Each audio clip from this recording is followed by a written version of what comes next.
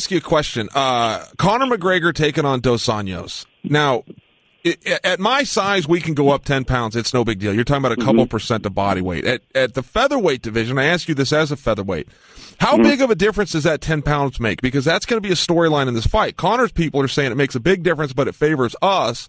And they even said Conor was at 70% when he was fighting at 145, that it was that difficult for him to make, and that the handcuffs are going to be off, so to speak. And they're spinning this saying, no, we're going to be much better up here. Is that a reality, or at that size, 10 pounds when you're talking 5% of body weight? Tell me your perspective on Conor and Dos Anjos. Yeah, I mean, just looking back on wrestling, when you go up a weight class and you're wrestling with guys that are 10 pounds bigger than you, especially 10 pounds of muscle bigger than you, that makes a huge difference. I mean, fighting a guy, when I got in there and fought Conor, Conor is quite a bit bigger than I am.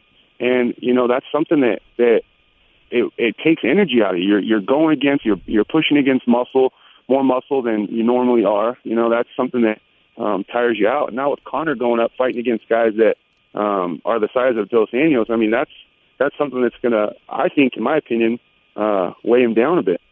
Conor he's fast at 45 because he's, long, he's leaned out. I'm curious to see what his body's going to look like. If he's going to be holding a little bit more body fat, or if he's going to be shredded.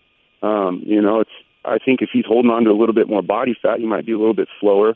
And that could weigh him down a bit too, and maybe tire him out a bit. So, I think going up a weight class can be both beneficial, but also can hurt.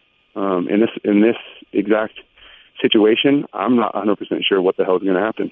Yeah, I'm not either. And the other question is, well, how good is Dos Anjos? He's looked so dominant against Pettis. He was so dominant against Cerrone.